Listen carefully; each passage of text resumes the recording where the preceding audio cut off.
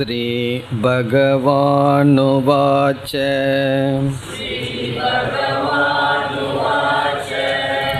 ஊர்த்வமூலமதः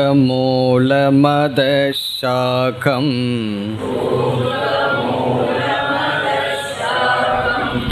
அஸ்வத்தம் ப்ராகுரவ்யயம்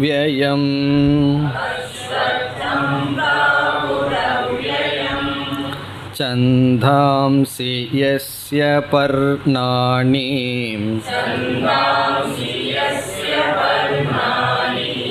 யஸ்தம் வேத ஸ வேதவித்.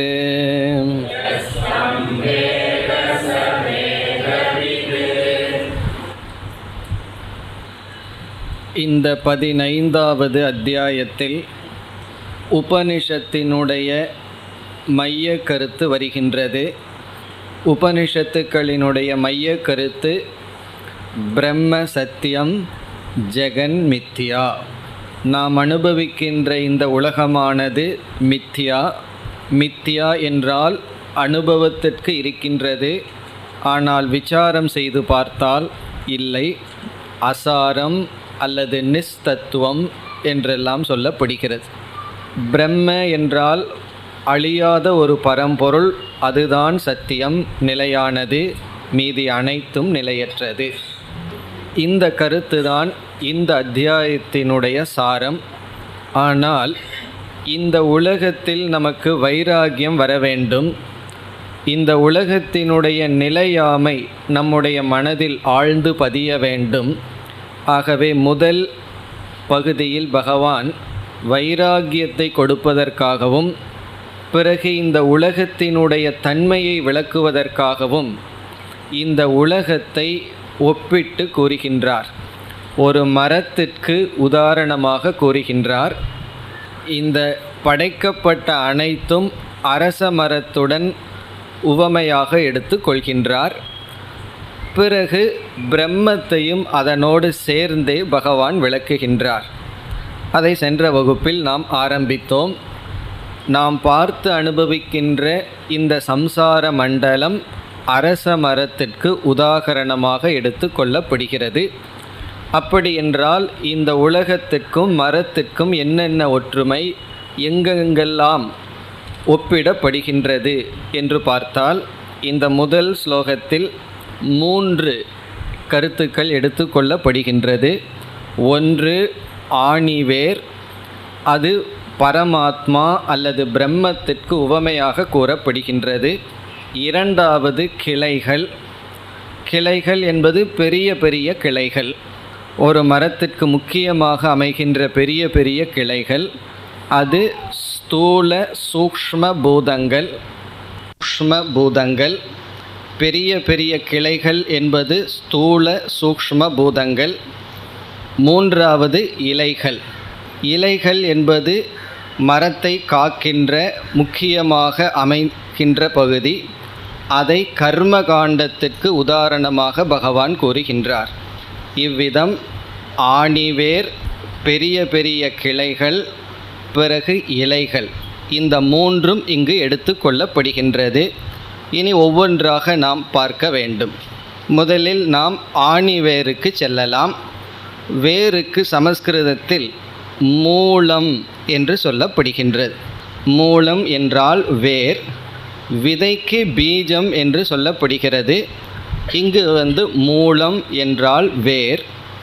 முதல் சொல்லில் பகவான் குறிப்பிடுகின்றார் ஊர்துவ மூலம். இங்கு ஊர்துவம் என்ற சொல் பரபிரம்மத்தை குறிக்கின்றது, பிரம்மத்தை குறிக்கின்றது. பிரம்மத்தை வேறாக கொண்ட மரம் என்று வருகின்றது. ஊர்துவ மூலம். மூலம் என்பது ஊர்துவம். ஊர்துவம் என்றால் பரமாத்மா அல்லது பிரம்மன். அந்த பிரம்ம தத்துவம் எப்படிப்பட்டது என்றால் மாயா சக்தியுடன் கூடிய பிரம்ம தத்துவம். ஆகவே மாயா சக்திமத் பிரம்ம ஊர்துவம். இனி அடுத்தது ஊர்துவம் என்ற சொல்லினுடைய பொருள் என்ன என்றால், ஊர்துவம் என்ற சொல்லுக்கு மேலானது, சுப்பீரியர், உத்கிருஷ்டம் என்று பொருள். ஊர்துவம் என்றால் உயர்ந்தது, மேலானது, உத்கிருஷ்டம். ஏன் பிரம்மத்தை நாம் மேலானது என்று சொல்கின்றோம்? காரணம், அனைத்தையும் காட்டிலும் மேலாக இருப்பது பிரம்ம தத்துவம். ஆகவே ஊர்துவம் என்ற சொல்லில் பிரம்மன் குறிப்பிடப்படுகின்றது. இங்கு சங்கரர் 4 காரணங்கள் கொடுக்கின்றார். இந்த 4 காரணங்களினால் பிரம்மன் ஊர்துவம் அல்லது மேலானது அல்லது உயர்ந்தது. முதல் காரணம் சூக்ஷ்மத்துவாத் என்று கூறுகின்றார். சூக்ஷ்மத்துவாத் என்றால் இந்த பிரம்ம தத்துவம் மிக மிக சூக்ஷ்மமாக இருக்கின்றது. சூக்ஷ்மம்னா அவ்வளவு தெளிவாக தெரிவதில்லை. இந்திரிய அகோச்சரம், கண்ணினாலையும் காதுகளினாலையும் அந்த பிரம்மத்தை நாம் கிரகிக்க முடியாது. இப்போ இந்திரியத்திற்குள் வராத காரணத்தினால் மிக மிக சூக்ஷ்மமாக இருப்பதனால் பிரம்மத்தை ஊர்துவம் அல்லது மேலானது என்று கூறுகின்றோம். இப்போ வேரும் அப்படித்தானே, மரத்தை நம்ம பார்த்து ரசிக்கின்றோம், ஆனால் அதனுடைய வேர் நம்மால் பார்க்க முடியாது. அது பார்க்க முடியாது என்ற காரணத்தினால் இல்லை என்று யாரும் சொல்வதில்லை.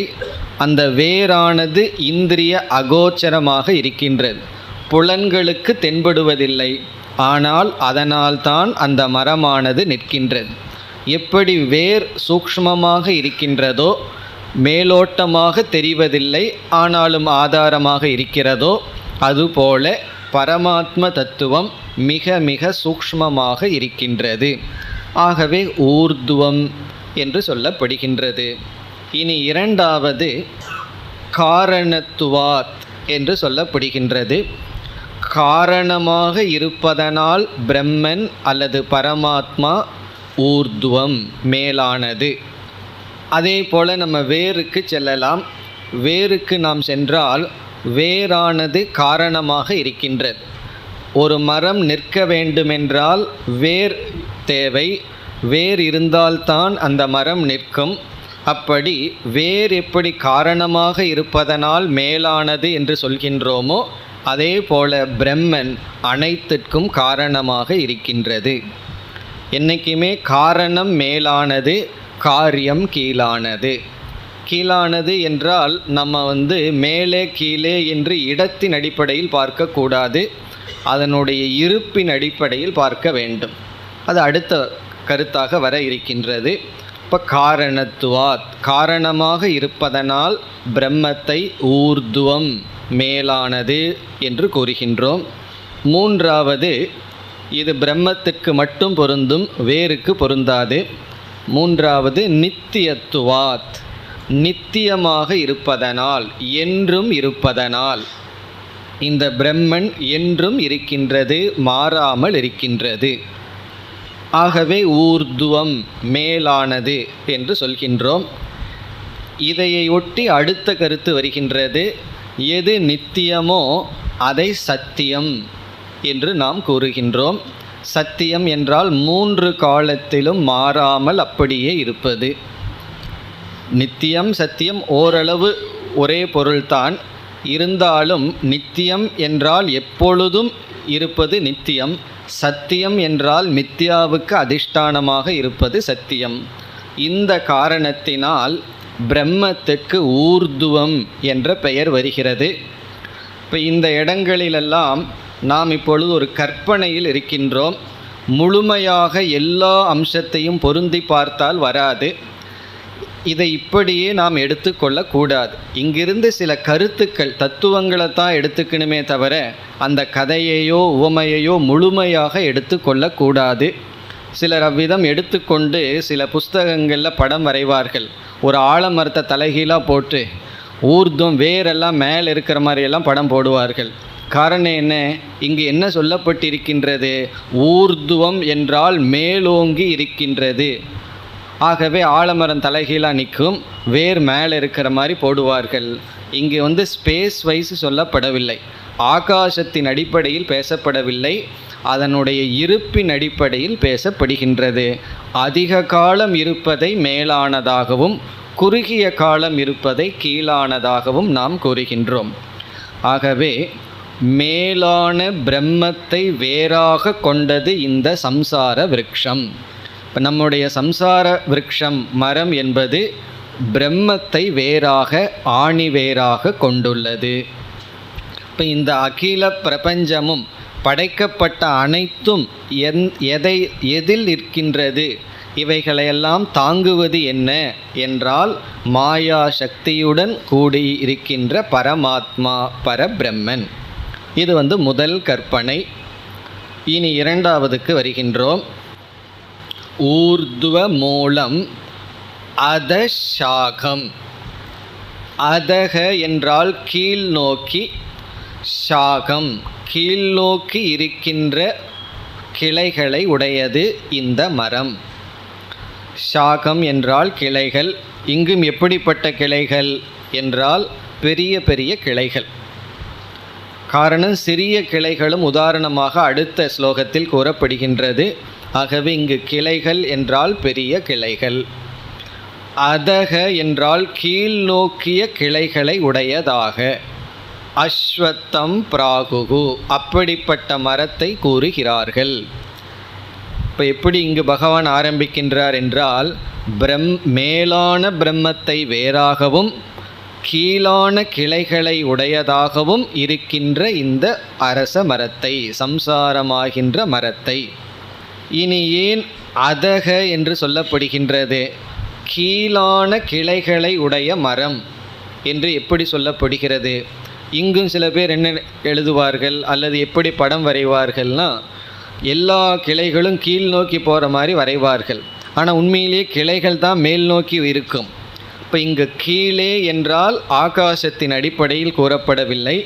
நாம் முன் சொன்னதற்கு எதிர்ப்பதமாக சொன்னால் அதெல்லாம் கீழே அல்லது சிறியதாகின்றது. முன்ன பிரம்மத்தை மேலானதுன்னு சொன்னதுக்கு காரணம் சூக்ஷ்மம்னு சொன்னோம். இங்கு ஸ்தூலத்துவாத் என்ற காரணத்தினால், ஸ்தூலமாக இருப்பதனால். ஸ்தூலம் என்றால் நம்மால் பார்க்க முடிகின்ற காரணத்தினால், நம்முடைய பார்வைக்கு வருகின்ற காரணத்தினால். எது பார்வைக்கு வருகிறது? ரெண்டும் வருகின்றது.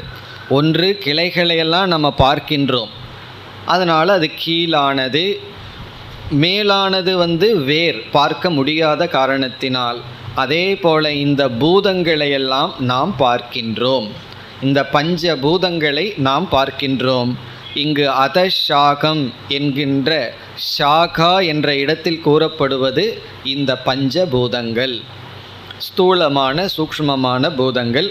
சூக்ஷ்மமான பூதங்களை நம்ம பார்க்காவிட்டாலும் அதிலிருந்து வந்த இந்த ஸ்தூல பூதங்கள் கீழானது. ஒன்று ஸ்தூலத்துவாத் அல்லது இந்திரிய கோச்சரமாக இருப்பதனால் கீழானது என்று சொல்லப்படுகிறது. இரண்டாவது காரியத்துவாத், அது காரியமாக வந்துள்ள காரணத்தினால். காரணம் மேலானது, காரியம் கீழானது.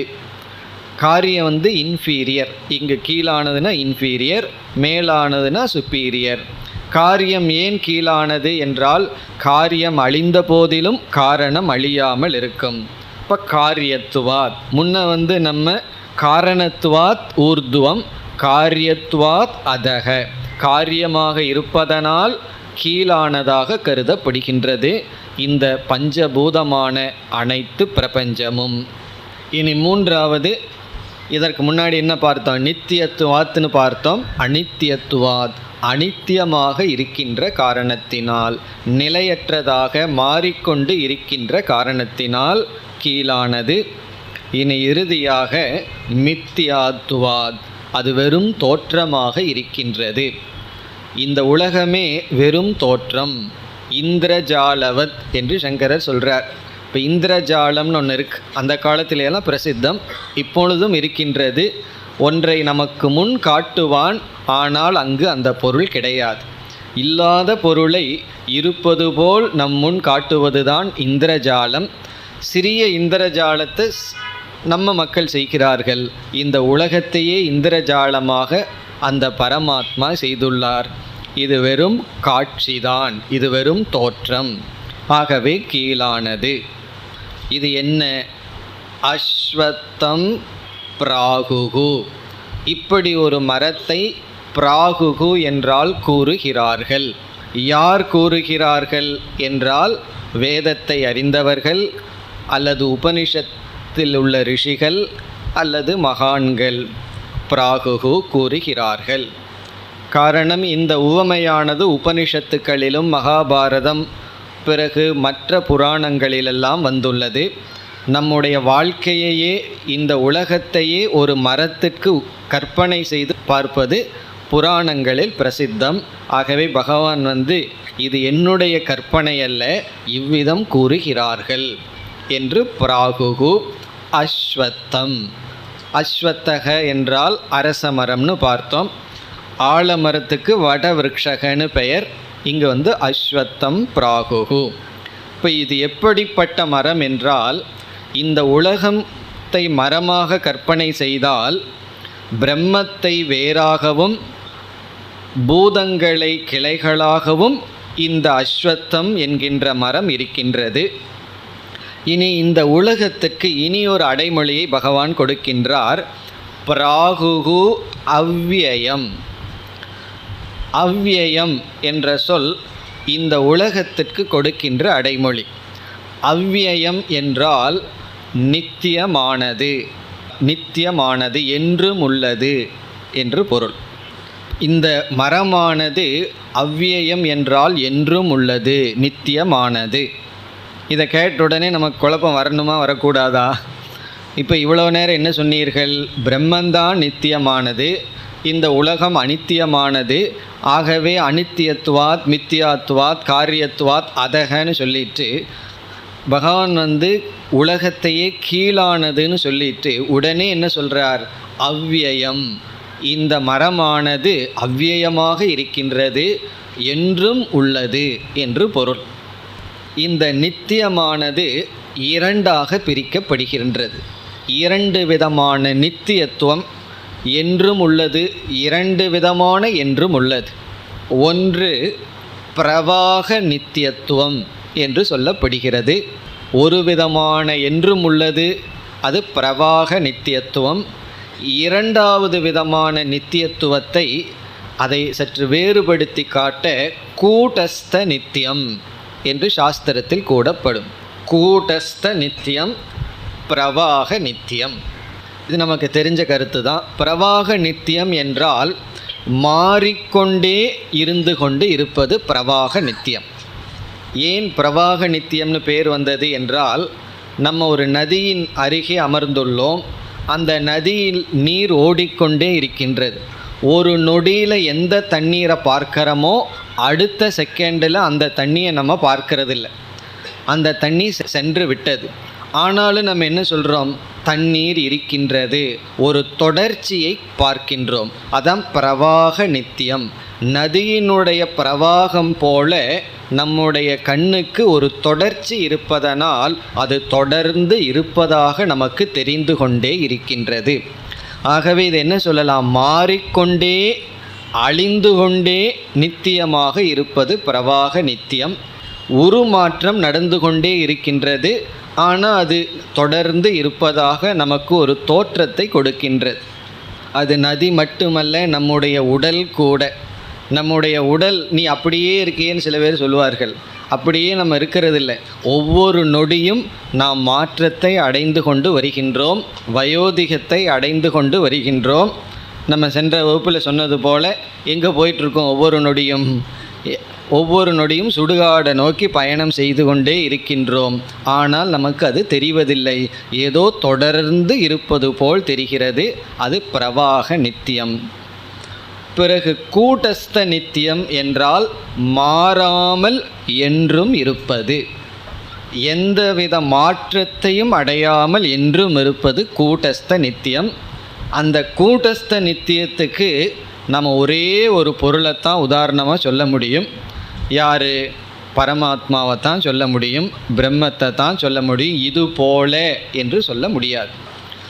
பிறகு இதற்கு உதாரணம் எது வேண்டுமானாலும் சொல்லலாம். அப்படி இரண்டு விதமான என்றும் உள்ளது தொடர்ச்சி இருக்கின்றது. இங்கு பகவான் என்ன சொல்கின்றார்? நாம் பார்த்து அனுபவிக்கின்ற இந்த உலகம் இருக்கின்றதல்லவா, அது பிரவாக நித்தியம். அதைத்தான் அவ்வியயம்னு சொல்கிறார். இந்த உலகம் எத்தனையோ வருடங்களுக்கு முன்னாடி தோன்றியது, எத்தனையோ வருடங்கள் இருக்க போகின்றது. ஆனால் அவ்வப்பொழுது உலகம் அழியும், இத்தனாவது வருஷம் உலகம் அழியும்னு ஒரு விளையாட்டு காட்டுவார்களே தவிர அது இருந்து கொண்டே இருக்கும். அது அழிகிறதுக்கு முன்னாடி நம்ம அழிந்து விடுவோம்.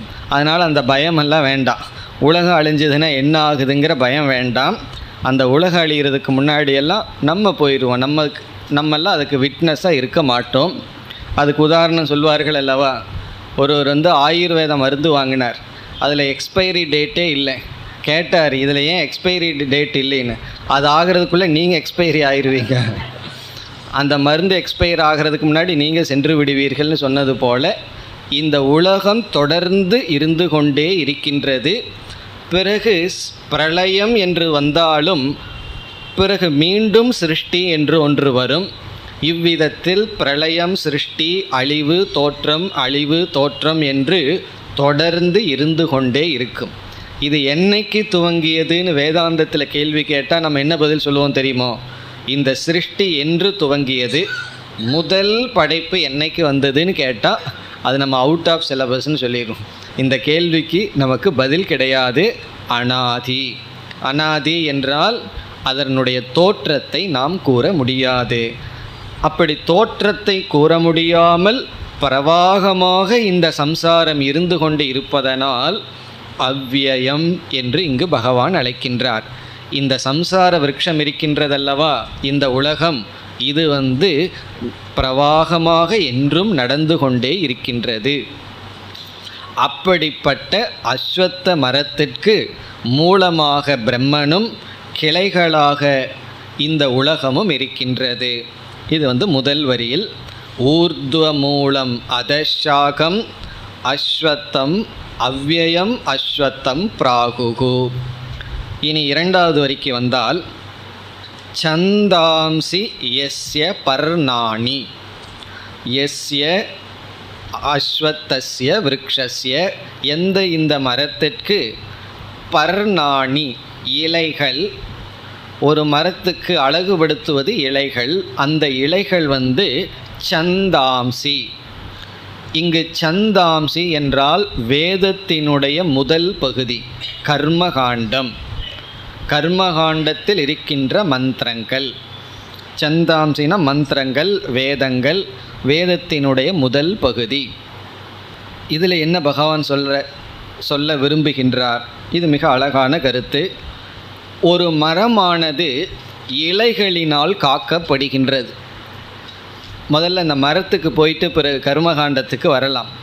ஒரு மரம் இலைகள் அதிகமாக இருக்கத்தான் அந்த மரமானது நன்கு காக்கப்படுகின்றது. மரத்தில் இருக்கிற இலைகளையெல்லாம் நம்ம எடுத்துக்கொண்டே விட்டால் பிறகு மரம் அது அழகாக நிற்காது, அது அழிந்து விடும். இலைகள் வர வர அதை எடுத்துகிட்டே இருந்தோம்னா மரம் நிற்காது. இப்போ மரம் இருக்க வேண்டுமென்றால் அதற்கு காரணம் இலைகள். பிறகு இந்த இலைகள் மரத்தை பாதுகாக்கின்றது. மரத்தினுடைய ஸ்திதிக்கு இலைகள் தான் காரணம். அது மட்டுமல்ல, மரத்தை அழகுபடுத்துவதும் இலைகள் தான். ஒரு மரம் ரொம்ப அழகாக இருக்குன்னு எப்போ சொல்லுவோம்? ஒரு இலையும் இல்லாத ஒரு மரத்தை அழகாக இருக்குன்னு சொல்லி வர்ணிக்க முடியுமான்னா முடியாது. ஒரு மரத்தில் இலைகள் இருந்து பிறகு அந்த இலைகள் அந்த மரத்துக்கு அழகுபடுத்தி மரத்தை பாதுகாத்து மரத்தை மறைக்கின்றது. உள்ள எவ்வளவு பெரிய கிளைகளெல்லாம் இருக்கின்றதுன்னு மரத்தினுடைய தன்மையை இலைகள் மறைக்கின்றது. நம்ம கீழிருந்து பார்க்கக்கூடாது, மேலிருந்து பார்க்குறோன்னு வச்சுக்குவோமே. நம்ம டெரஸிலிருந்து ஒரு மரத்தை பார்த்தோம்னு சொன்னால் எப்படிப்பட்ட கிளைகள் இருக்குது, இவைகளையெல்லாம் என்ன மறைக்கின்றது? இலைகளானது மறைக்கின்றது.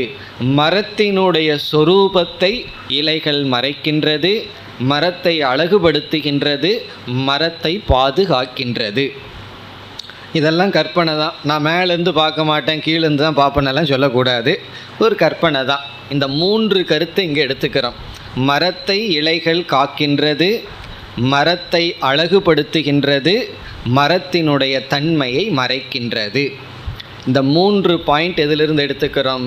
இலைகள்ங்கிற கருத்திலிருந்து எடுத்துட்டு இனி நம்ம இந்த உலகத்திற்கு வரலாம்.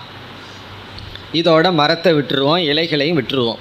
இப்போ என்ன பகவான் இங்கு சொல்கின்றார், இந்த உலக நம் வாழ்க்கை இருக்கின்றதல்லவா, நம்முடைய வாழ்க்கையே சம்சாரம் என்று சொல்கின்றோம்.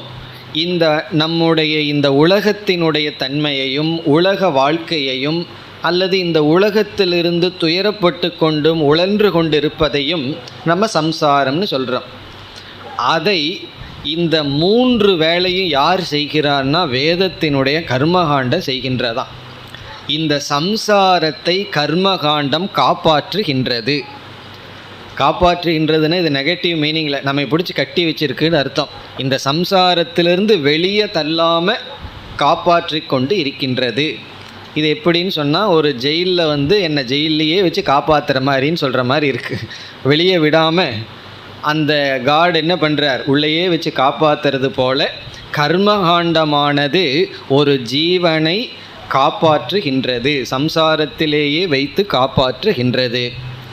பிறகு இந்த சம்சாரத்தை அழகுபடுத்துகின்றது. கர்மகாண்டம் இந்த சம்சாரத்தை அழகுபடுத்துகின்றதாம். மூன்றாவதாக கர்மகாண்டம் இந்த சம்சாரத்தை, அதாவது நம்முடைய வாழ்க்கையை, இந்த உலகத்தினுடைய தன்மையை மறைக்கின்றது. இந்த 3 வேளையும் கர்மகாண்டம் செய்கின்றது. இப்போ கர்மகாண்டம் சம்சாரத்தில் நம்மை வைத்திருக்கின்றது, வைத்து காக்கின்றது, இந்த சம்சாரத்தை அழகுபடுத்துகின்றது. பிறகு இந்த சம்சாரத்தினுடைய தன்மையை மறைக்கின்றது. அழகுபடுத்துறதுன்னா எப்படி அழகுபடுத்துறதுன்னு ஒன்று இருக்குது. அந்த காலத்து ராஜாக்கள்லாம் கத்தி பெரிய வாளெல்லாம் வச்சுருப்பார்கள், அதை அழகாக வைத்திருப்பார்கள், டிசைனாக வைத்திருப்பார்கள். அப்படி அது எதற்கு பயன்படுத்தப்படுவதுன்னா ஒருவனை அழிக்க பயன்படுத்தப்படுவது. அதிலும் ஒரு அழகு இருப்பது போல இந்த உலகத்தை அழகுபடுத்துகின்றது. இனி ஒவ்வொரு கருத்தாக நாம் வருவோம். இப்போ முதல் கருத்து என்ன, கர்மகாண்டமானது நம்மை சம்சாரத்திற்குள் வைத்திருக்கின்றது. இதனுடைய அர்த்தம் என்ன என்றால், இந்த அர்த்தத்தை புரிஞ்சுக்கணும்னா கர்மகாண்டம்னா என்னன்னு தெரியணும். வேதத்தை நம்ம எப்படி பிரித்திருக்கின்றோம், வேதத்தில் என்ன விஷயங்கள் பேசப்பட்டுள்ளது என்று நாம் புரிந்து கொள்ள வேண்டும். அதை நம்ம சுருக்கமாக பார்க்கலாம். முழு வேதத்தை நாம் 2 பாகங்களாக பிரிக்கின்றோம். முதல் பகுதி, இரண்டாவது பகுதி என்று. முதல் பகுதியை கர்மகாண்டம் என்றும், இரண்டாவது பகுதியை ஞான காண்டம் என்றும் பிரிக்கின்றோம். இந்த ஞான காண்டத்துக்கு தான் இனி ஒரு பெயர் உபனிஷத், இனி ஒரு பெயர் வேதாந்தம். வேதாந்தம் சொன்ன என்ன அர்த்தம், அந்தம்னா முடிவு, வேத அந்தம்னா வேதத்தினுடைய கடைசி பகுதி. இப்போ வேதாந்தம் என்று சொல்வது வேதத்தின் கடைசி பகுதி. வேதத்தினுடைய முதல் பகுதியைத்தான் கர்மகாண்டம்னு சொல்கிறோம். இனி வேதத்தினுடைய கடைசி பகுதியில் என்ன சப்ஜெக்ட் மேட்டர், முதல் பகுதியை விட்டுருவோம். கடைசி பகுதியில் என்ன விஷயம் என்றால் உண்மையை பற்றிய விஷயம். அதுதான் பிரம்ம சத்தியம் ஜெகன் மித்யா. இந்த உலகம் அசாரம் நிலையற்றது என்கின்ற உலகத்தை பற்றிய உண்மையான அறிவை கொடுத்து, பிறகு உண்மையான பொருளை பற்றிய அறிவை கொடுப்பது தான், தத்துவத்தை பற்றி பேசுவது தான் வேதாந்தம் அல்லது உபனிஷத்துக்கள்.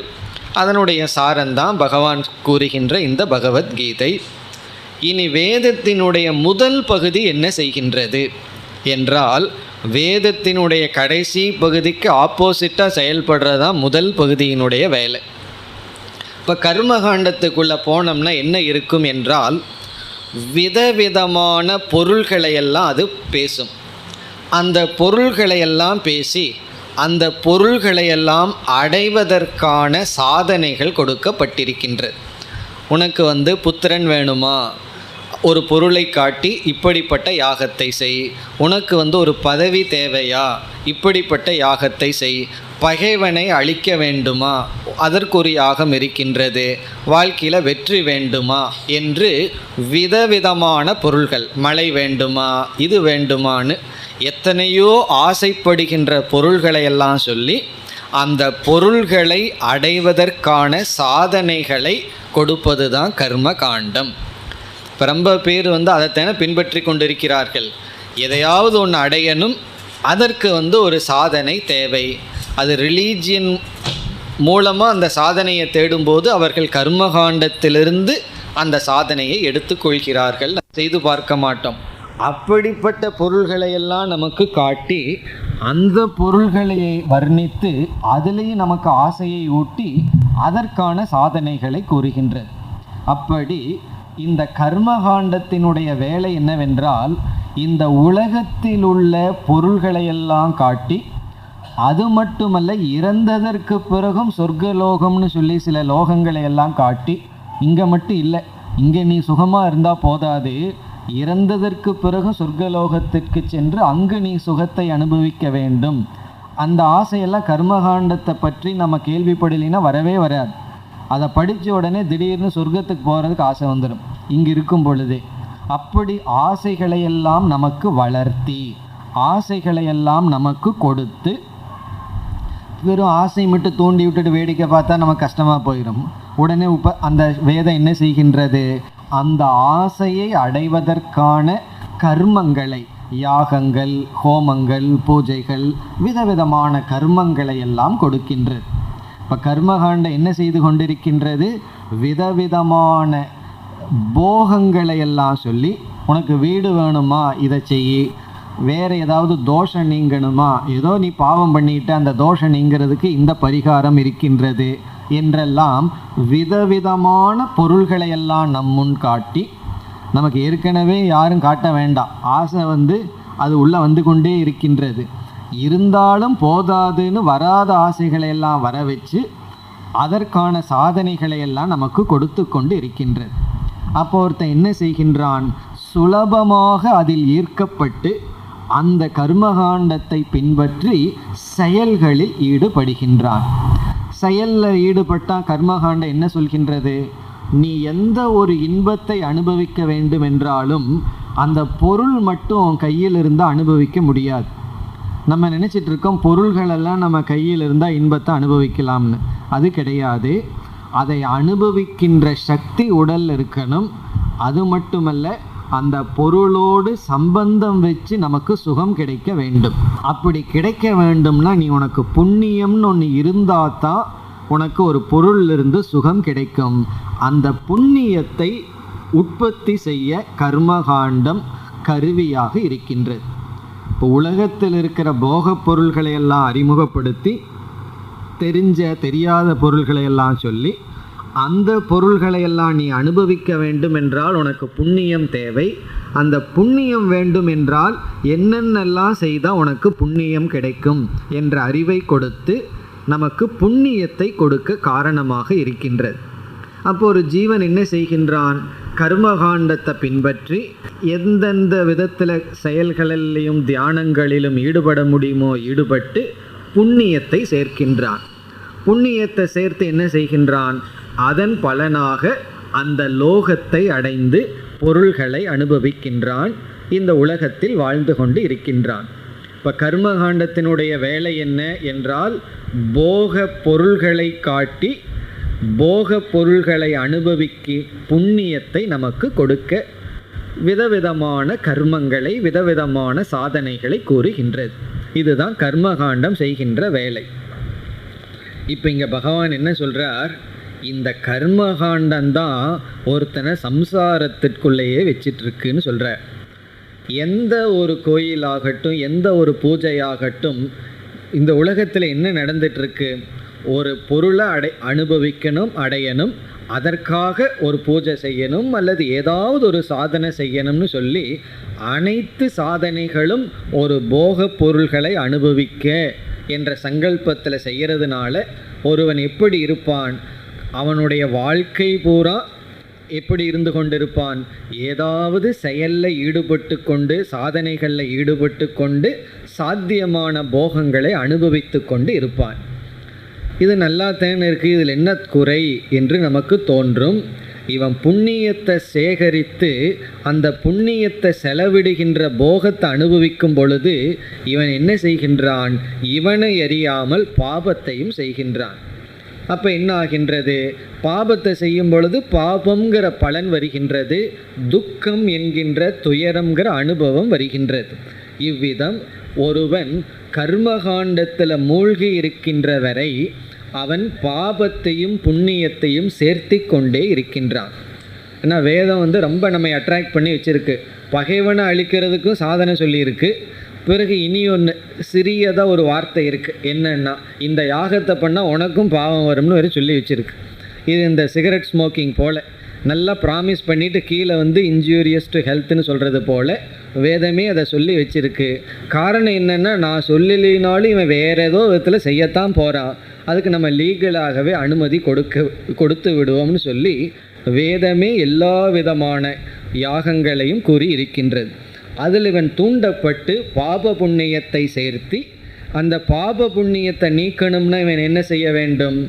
சுகதுக்கத்தை அனுபவிக்க வேண்டும், அதற்கு உடல் வேண்டும், உலகம் வேண்டும் என்று இந்த கர்மகாண்டம் ஒரு ஜீவனை இந்த உலகத்திலிருந்து வெளியே வராமல் காப்பாற்றி கொண்டு இருக்கின்றது. அவனை சம்சாரியாகவே வச்சிருக்குன்னு அர்த்தம். காரணம் என்ன? அவனுக்கு போகந்தான் முக்கியம், அதை அனுபவிக்கிற சாதனை தான் வேண்டும். ஆனால் ஒரு உண்மை தெரியவில்லை, இந்த போகம் அவனை நிறைவுபடுத்தாது, திருப்திப்படுத்தாதுங்கிற உண்மையெல்லாம் தெரியாமல் இந்த கர்மகாண்டம் ஒருவனை சம்சாரத்திற்குள் வைத்திருக்கின்றது. ஆனால் ரொம்ப பேர் என்ன முடிவு செய்துள்ளார்கள்? வேதத்தில் சொல்கிற சில யாகங்கள், ஹோமங்கள், பூஜைகள் இதை செய்கிறதே ஆன்மீகம் என்று நினைக்கிறார்கள். அது ஆன்மீகம் அல்ல. அது தார்மீகமாக இருந்தால் நல்லது. ஆனால் ஆன்மீகம்ங்கிறது எப்பொழுது ஆரம்பிக்கின்றதுன்னா, கர்மகாண்டத்தை விட்டு ஞான காண்டத்திற்கு வரும்பொழுது தான் ஆன்மீகம் ஆரம்பம் ஆகின்றது. அது வரைக்கும் நம்ம ரிலீஜியஸ் பர்சனாக இருக்கலாம் அல்லது இர்ரிலீஜியஸ் பர்சனாக இருக்கலாம். அதாவது நம்பிக்கையுடையவர்களாக ஆஸ்திகர்களாக இருக்கலாம் அல்லது நாஸ்திகர்களாக இருக்கலாம். ரெண்டு பேர்த்துக்கு சம்சாரம்ங்கிறது ஒரே ஒரு கதிதான். அப்படி இந்த கர்மகாண்டத்தினுடைய முதல் பிரயோஜனம், இது பிரயோஜனம்னு சொல்ல முடியாது, முதல் காரியம் என்னவென்றால் நம்மை சம்சாரியாகவே வைத்திருக்கும், நம்மை ஒரு மூடனாகவே வைத்திருக்கும், நம்மை சம்சாரத்தில் வைத்து காப்பாற்றுகின்றது. பிறகு இரண்டாவது என்ன பார்த்தோம்? அழகுபடுத்தும்னு பார்த்தோம். அழகுபடுத்தும் என்றால் எதை நம்ம அழகுபடுத்தணும்? அழகாக இருக்கிறத அழகுபடுத்த வேண்டிய அவசியமே இல்லை. எங்கு அழகு இல்லையோ அங்கு தான் நம்ம அழகுபடுத்துவோம். எங்கு ஒரு தோஷம் இருக்கோ அந்த தோஷத்தை மறைக்கிறதுக்கு தான் அழகுபடுத்துவோம். தலை ஏற்கனவே தலைமுடி கருப்பாக இருந்ததுன்னு வச்சுக்குவோமே, யாராவது அழகுபடுத்துறதுக்கோ டை அடிப்பார்களானா? எங்கு வெள்ளையாக வர ஆரம்பிக்குதோ அங்கு தான் அழகு சாதனங்கள்லாம் தேவைப்படுகிறது. இப்போ எந்த இடத்துல குறை இருக்கோ அதைத்தான் மூடி மறைக்கிறதுக்கான முயற்சியில் ஈடுபடுவோம். அப்படி இப்படிப்பட்ட சம்சாரத்தில் யாகம் பண்ணுறது, ஒரு செயல் செய்வது, பிறகு அந்த பலனை எடுத்து போகத்தை அனுபவித்தல், இப்படிப்பட்ட ஜீவிதத்தில் குறைகள் இருக்கின்றது, தோஷங்கள் இருக்கின்றது. இதெல்லாம் தெரியாமல் என்ன செய்யுமா? சம்சாரமானது அழகுபடுத்தப்படுகின்றது. இந்த உலகத்தில் விதவிதமான பொருள்களெல்லாம் நமக்கு இன்பத்தை கொடுக்க இருக்கின்றது. அது என்ன செய்யும்னா அந்த இன்பத்தை மட்டும்தான் பேசுமே தவிர அதனுடைய பின் விளைவு, ஒரு காயினில் இனியொரு சைடு இருக்கே, அதை கர்மகாண்டம் பேசாது. அதை கேட்கணுன்னா வேதாந்தத்துக்கு தான் நம்ம வரணும். இப்போ கர்மகாண்டம் என்ன செய்கின்றதுன்னா இந்த பொய்யான உலகத்தை நமக்கு அந்த பொய்யை மட்டும் காட்டி அழகுபடுத்தி கொண்டு இருக்கின்றது. எந்த இடத்துல தோஷம் இருக்கோ அந்த இடத்துல நம்ம குறைய பார்க்காம நிறைவை பார்க்கின்றோம். எதில் பயப்படணுமோ அதில் சந்தோஷமாக பயப்படாமல் இருக்கோம். எதில் தைரியமாக இருக்கணுமோ அதை கண்டு நாம் பயப்படுகின்றோம். அப்படி எந்த இடத்துல பயம் இருக்கோ அந்த இடத்துல பயமின்மையை காட்டும். அதெல்லாம் எதுனா இந்த கர்மகாண்டத்தினுடைய விளைவு. இனி முக்கியமாக மூன்றாவது கருத்து என்னவென்றால், சம்சார ஸ்வரூபத்தை மறைத்து விடுகின்றது. சம்சார ஸ்வரூபம்னா இந்த உலகத்தில் இருக்கின்ற குறைகளை, இப்படியே வாழ்ந்து கொண்டிருக்கின்ற வாழ்க்கையினுடைய அனர்த்தத்தை என்ன செய்கின்றது? இந்த கர்மகாண்டம் பேசுவதில்லை, அது மறைத்து விடுகின்றது. இக்கருத்தை பகவான் 2வது அத்தியாயத்திலேயே சொல்லி இருக்கின்றார். யாமிமாம் புஷ்பிதாம் வாச்சம். இந்த கர்மகாண்டிகிட்ட எல்லாம் போனால் அவங்க பேச்சை கேட்கணும். அவ்வளவு அழகாக பேசுவார்கள், அவ்வளவு அழகாக யாகங்களை எல்லாம் சொல்லுவார்கள். நமக்கு ஏதாவது ஒரு கஷ்டம்னு போனால் உடனே அவர்கள் உடனே சில ஜாதகமெல்லாம் பார்த்து உன்னுடைய நேரம் சரியில்லைன்னு சொல்லி பிறகு அவர்கள் ஒரு பெரிய லிஸ்ட்டு கொடுத்து இதெல்லாம் செஞ்சால் இது பரிகாரமெல்லாம் ஆயிரும்னு சொல்லுவார்கள். அப்படி இதெல்லாம் கேட்குறதுக்கு தான் திருப்தியாக இருக்கும். ஆமாம், உண்மையிலேயே அங்கே ஏதோ ஒரு ஸ்டாரில் இருக்கிற குறை தான் இங்கே நான் இப்படி நடந்து கொண்டிருக்கின்றேன்னு நம்மை நம்ப வச்சு நம்ம என்ன செய்து விடுவார்கள், அப்படியே உள்ளே இழுத்து விடுவார்கள். அப்போ அவர்கள் தான் ஏதோ நம்மை காப்பாற்றியது போல் ஒரு உணர்வு நமக்கு வரும். ஆனால் இதெல்லாம் என்னென்னா குறைகளை மறைத்து மேலோட்டமாக நம்முடைய புத்தியை மயக்குவது தான் இந்த கர்ம காண்டம். அப்போ என்னன்னா குறைகளை எல்லாம் மறைக்கின்றது. என்னென்ன குறைகளை மறைக்குதுன்னு இங்கே சொல்ல ஆரம்பித்தோம்னா நம்ம கர்ம காண்டத்தை விட்டுட்டோம்னு அர்த்தம். என்னென்ன குறைகள்னு நம்ம பலமுறை வேதாந்தத்தில் பார்த்துருக்கோம். இங்கே ஞாபகப்படுத்தி ஆகணும். ஏன்னா இப்படியே சொன்னால் நமக்கே கர்மகாண்டத்தில் பற்று வந்துடக்கூடாது. ஆகவே குறைகள் என்ன என்றால், நாம் வாழ்க்கையில் எத்தனையோ பொருள்களை பரம லட்சியமாக நினச்சி அடைஞ்சிருக்கோம். இதை அடைந்து தான் தீருவேன்னு சொல்லி முழு முயற்சியுடன், அது நம்மளுடைய எஜுகேஷன் ஆகலாம், பொருள்களாகலாம், வீடாகலாம், வாகனமாகலாம், அல்லது மற்ற உறவுகளாகலாம், இதுதான் லட்சியம்னு சொல்லி அடைஞ்சிருக்கோம். அது எது வரைக்கும் அது லட்சியமாக இருக்குது, அதை நம்ம அடையாத வரைக்கும் தான் அதில் வேல்யூ இருக்குது. அதை அடைந்து கொஞ்ச நாளில் அந்த பொருள் நமக்கு இன்பத்தை கொடுக்கின்ற சக்தியை அது இழந்து விடுகின்றது. இப்போ எது வரைக்கும் ஒரு பொருள் நமக்கு இன்பத்தை கொடுக்கும்னா அதை அடையாத வரைக்கும். அப்போ ஒரு பொருள் மீது உங்களுக்கு வேல்யூ இருக்கணும்னா கொஞ்சம் தள்ளி வச்சுக்கணும்னு அர்த்தம். ரொம்ப பக்கத்தில் கொண்டு வந்தோம்னா அதனுடைய சக்தியை அது இழந்து விடுகின்றது. பிறகு என்ன செய்கின்றோம், வேறு ஒரு பொருளுக்கு செல்கின்றோம். சிறு வயதில் ஒரு 3 சக்கர சைக்கிளுக்காக நம்ம எவ்வளோ அழுதுருப்போம், ஒரு பலூனுக்காக எவ்வளவு அழுதுருப்போம். அதே தான் இன்றும் செய்து கொண்டு வருகின்றோம். 3 சக்கரங்கிறது 4 சக்கரமாக மாறி இருக்கலாம், அல்லது 2 சக்கரமாக மாறி இருக்கலாமே தவிர. பிறகு என்னன்னா இப்போ பிறகு என்ன செய்வோம், ஒரு வீடு கட்டி விளையாடிட்டு அழுவோம். இங்கே அதே தான், ஒரு கான்ட்ராக்டர்கிட்ட வீட்டை கொடுத்துட்டு இங்கே அழுதுட்டுருக்கோம். பிறகு ஒரே ஒரு கேஸு தான். இந்த கான்ட்ராக்டர் யாரும் தப்பாக நினைக்கக்கூடாது. அப்படி ஒரே ஒரு நிலை தான், அங்கேயும் அழுகா இங்கேயும் அழுகை தான். இப்படி தொடர்ந்து கொண்டே இருக்கின்றது. எதுவும் நம்மை திருப்திப்படுத்துவதில்லை, திருப்திப்படுத்தாது. இந்த ஒரு அதிருப்தியை கர்மகாண்டம் நமக்கு சொல்லியே கொடுக்காது. அது சீக்கிரட்டாக வச்சுக்கும். நம்ம அதுக்கிட்ட கேட்டோம்னா அது என்னுடைய ஜாப் அல்ல, நீ கடைசியில் போன்னு சொல்லிடும், வேதாந்தத்துக்கு போன்னு சொல்லிடும். வேதாந்தத்துக்குள்ளே வந்தவுடன் தான் இந்த மாதிரி மறைந்த உண்மைகளெல்லாம், மறைக்கப்பட்ட உண்மைகளெல்லாம் அப்படியே கொஞ்சம் கொஞ்சமாக வெளியே வருகின்றது.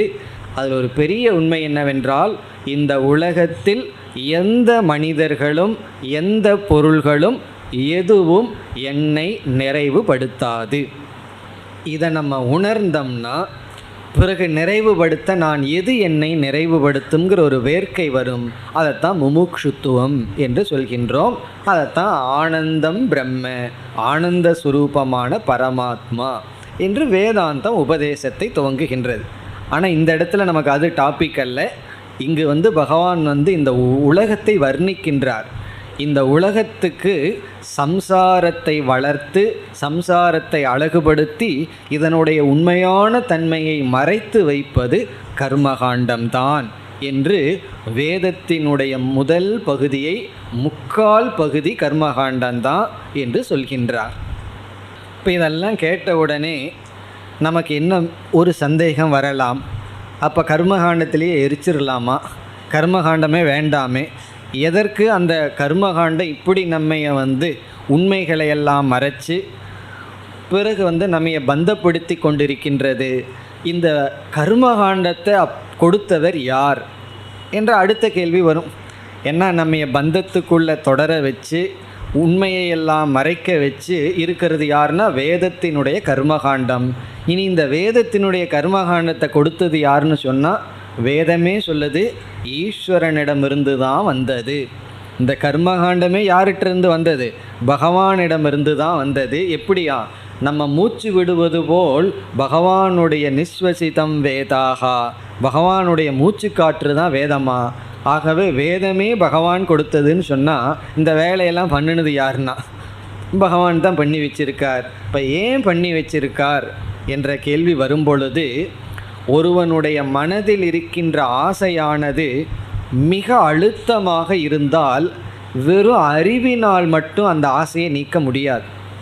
பிறகு என்ன செய்யணும்?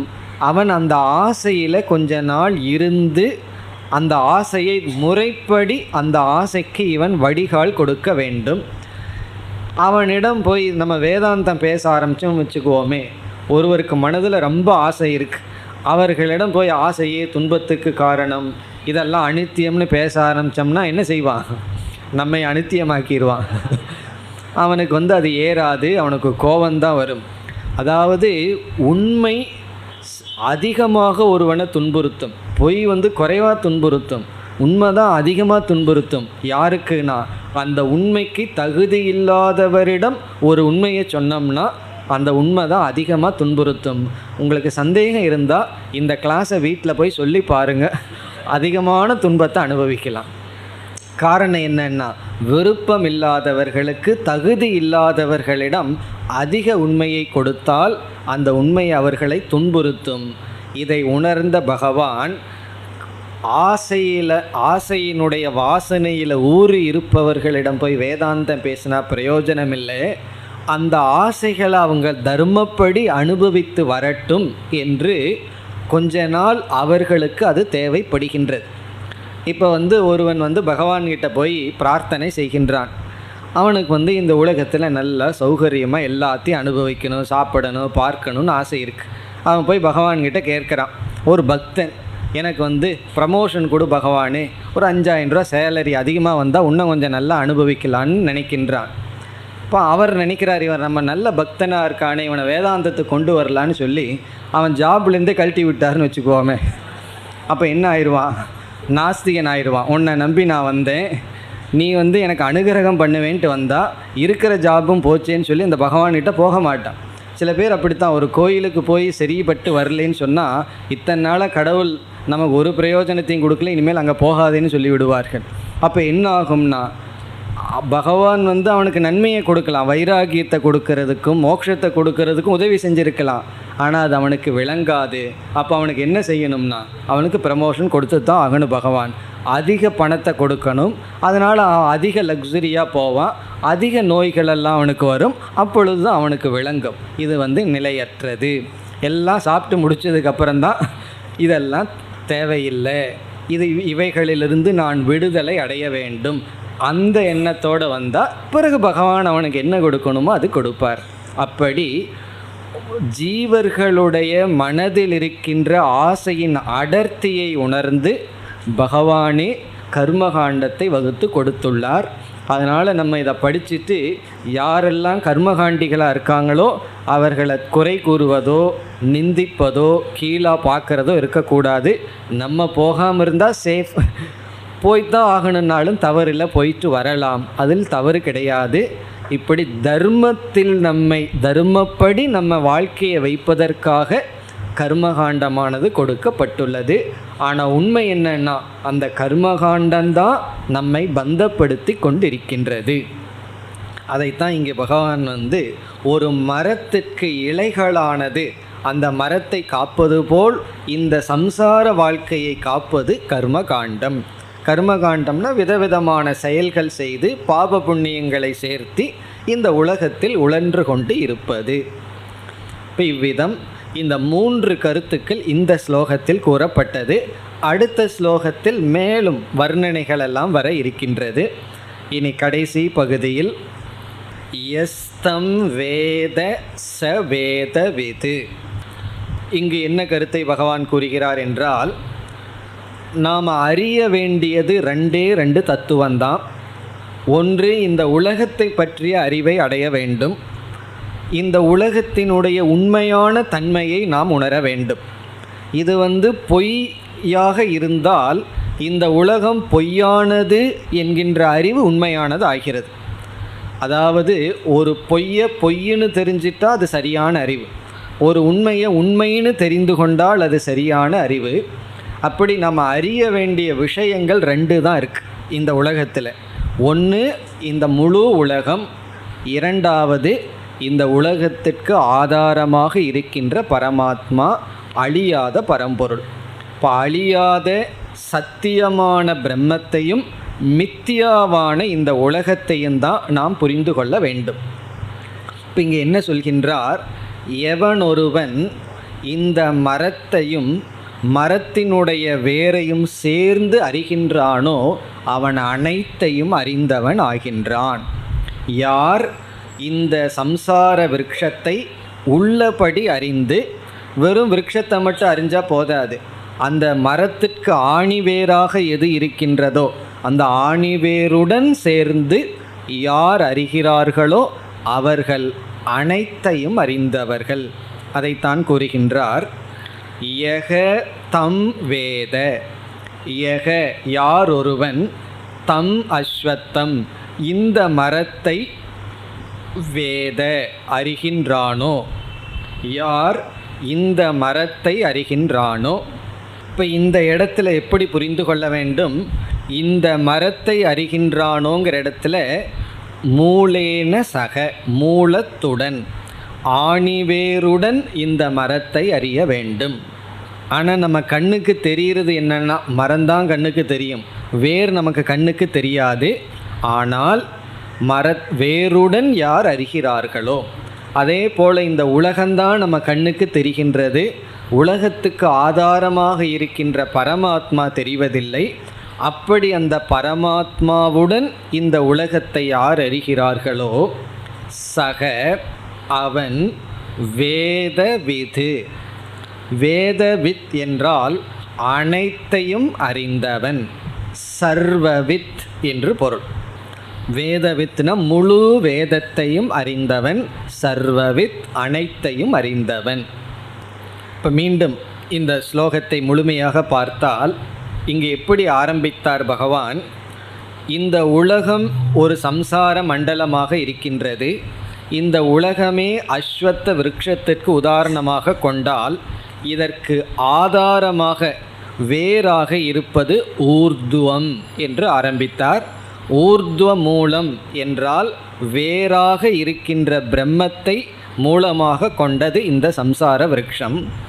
பிறகு மேலே நாம் பார்த்து அனுபவிக்கின்ற இந்த பிரபஞ்சம் இருக்கின்றது, அது கீழான கிளைகள் போல. பிறகு இந்த சம்சாரமானது தொடர்ந்து வந்து கொண்டு இருக்கின்றது, அவ்வியம் தொடர்ந்து வந்து கொண்டு இருக்கின்றது. அப்படிப்பட்ட இந்த சம்சார விருட்சத்திற்கு இலைகளாக இருப்பது கர்மகாண்டம். அதாவது கர்மகாண்டமானது நம்மை சம்சாரத்தில் வைத்திருக்கின்றது. இப்படி யார் அறிகிறார்களோ அவர்கள் அனைத்தையும் அறிந்தவர்கள். இப்போ நம்ம அறிய வேண்டியது இரண்டு, ஒன்று பரமாத்மா பிரம்மன், இரண்டாவது இந்த உலகம். இந்த உலகத்தினுடைய தன்மையையும் அறியணும், பிரம்மத்தினுடைய தன்மையையும் அறியணும். அதைத்தான் நம்ம ஆரம்பத்திலேயே பார்த்தோம். பிரம்ம சத்தியம், ஜெகன் மித்யா. இந்த ரெண்டு அறிஞ்சிட்டோம்னா நாம் அனைத்தையும் அறிந்ததற்கு சமம். அதான் ஒருவர் பல வருஷம் வேதாந்தம் படிச்சுட்டு சாமிஜியிடம் போய் சொன்னார், எனக்கு வேதாந்தத்தில் எல்லாம் புரியுது, இந்த ரெண்டு தான் புரியலன்னு சொன்னாராம். என்னன்னா, இந்த பிரம்ம சத்தியம் ஜெகன் மித்தியான்னு சொல்கிறாங்களே, இந்த ரெண்டு தான் புரியல, மீது எல்லாம் புரிஞ்சுதுன்னாராம். அந்த எல்லாம் புரிஞ்சுதுங்கிறதுக்கு அர்த்தமே கிடையாது. இந்த ரெண்டை தவிர வேறு ஒன்றுமே கிடையாது. இந்த ரெண்டு புரிஞ்சுதுன்னா புரிஞ்சாச்சு, இந்த ரெண்டும் புரியலன்னா ஒன்றும் புரியலைன்னு அர்த்தம். அப்படி புரிந்து கொள்ள வேண்டியது இந்த ரெண்டே கருத்து தான். நிலையான ஒன்று எதுன்னு புரிந்து கொள்ள வேண்டும், நிலையற்ற ஒன்று வெறும் தோன்றிக் கொண்டிருப்பது என்ன அதையும் நாம் புரிந்து கொள்ள வேண்டும். உண்மையிலேயே பிரம்மத்தை புரிஞ்சுக்கிறத விட இந்த உலகத்தை தான் அதிகமாக நம்ம ஆராய்ச்சி பண்ணணும். காரணம், பிரம்மன் நிலையாக இருக்குது, நமக்கு தெரியல. பிரம்மனுடைய அஞ்ஞானம் மட்டும்தான் நமக்கு இருக்குது, நமக்கு அது தெரியல, அவ்வளவுதான். ஆனால் நிலையாக இருக்குது, அது தெரிஞ்சிட்டோம்னா தெரிஞ்சுக்கிறோம், அவ்வளவுதான். ஆனால் இந்த உலகம் இருக்கே, அது இல்லை, ஆனால் இருக்கிற மாதிரி காட்டிக்கொண்டு இருக்குது. இல்லாதது இல்லாமல் இருந்தால் சந்தோஷமாக இருந்திருப்போம், ஆனால் இல்லாதது இருப்பது போல் காட்டிக்கொண்டு இருக்கின்றது. இப்போ ஒரு மனிதனை பற்றி நமக்கு ஒன்றுமே தெரியவில்லை என்றால் அவரை பற்றி தெரிஞ்சிட்டோம்னா, சரியாக புரிஞ்சிட்டோம்னா ரொம்ப நல்லது. ஆனால் எங்கே கஷ்டம் வருதுன்னா, நம்ம வாழ்க்கையில் ஒருவரை தவறாக புரிந்து கொண்டிருப்போம். அதாவது நம்பக்கூடாத ஆள் மேலே நம்பிக்கை வச்சுருப்போம். இந்த வியாபாரத்தில் இதில் எல்லாம் வரும் சில சமயங்களில். யாரை நம்பக்கூடாதோ அவர்கள் மீது ஸ்ட்ராங் ஃபெய்த்து நமக்கு இருந்துடும். பிறகு அவரிடத்துல என்ன கஷ்டம்னா, முதல்ல அந்த நம்பிக்கையை அகற்றணும். ஏற்கனவே என்ன கற்பனை பண்ணி வச்சிருக்காரோ அதை அகற்றுவது மிக மிக கடினம். பிறகு நம்பிக்கையின்மையை கொண்டு வரணும். அதே போல் ஆப்போசிட்டு தான், நம்ப வேண்டிய ஆளை நம்பாமல் இருந்துகிட்ருப்போம். அதையும் நீக்கி நம்பிக்கையை நம்ம கொண்டு வரணும். நம்பக்கூடாத ஆளை நம்பிட்டு இருப்போம். இது எப்படி சாதாரண விஷயத்தில் இருக்கோ அதே போல தான் இந்த உலகத்திலும். இந்த உலகம் உண்மையிலே கிடையாது, உண்மையிலே அசாரமாக இருக்குது, துக்கத்தை கொடுத்து கொண்டிருக்கின்றது. அது நமக்கு தெரியாமல் சுகத்தை கொடுப்பது போலும் என்றும் இருப்பது போலும் நமக்கு காட்சியளிக்கின்றது. அந்த புத்தியை நீக்கி இதற்கு ஆதாரமாக இருக்கிற பிரம்ம தத்துவம் ஒன்று தான் உண்மை, இந்த சம்சார வாழ்க்கைங்கிறது துக்கமயம் என்ற அறிவு யாருக்கு வருகின்றதோ அவர்கள் அனைத்தையும் அறிந்தவர்கள். இங்கு கடைசி சொல் வேதவித் என்றால் பூர்ண வேதவித், முழுமையான வேதத்தை அறிந்தவர்கள். கர்மகாண்டத்தை மற்ற அறிந்தவர்கள் சம்சாரியாக இருப்பார்கள். பிறகு வேதாந்தத்தையும் சேர்ந்து அறிந்தவர்கள். இப்போ வேதாந்தவித் அல்லது முழு வேதத்தையும் அறிந்தவர்கள் என்று இங்கு முடிக்கின்றார். பிறகு அடுத்த ஸ்லோகத்தில் பகவான் மேலும் சில கற்பனைகள் செய்ய போகின்றார். இந்த மரத்தில் இருக்கின்ற மற்ற சில அம்சங்களை எல்லாம் எடுத்துக்கொண்டு உலகத்தில் இருக்கின்ற மற்ற அம்சங்களையும் எடுத்துக்கொண்டு ஒப்பிட்டு பார்த்து இது போன்ற இந்த உலகத்தை பற்றிய சில தன்மைகளை புகட்டுகின்றார். அடுத்த வகுப்பில் பார்ப்போம். ஓம் பூர்ணமத பூர்ணமிதம் பூர்ணாத் பூர்ணமுதச்யதே பூர்ணஸ்ய பூர்ணமாதாய பூர்ணமேவாவசிஷ்யதே. ஓம் சாந்தி சாந்தி சாந்தி.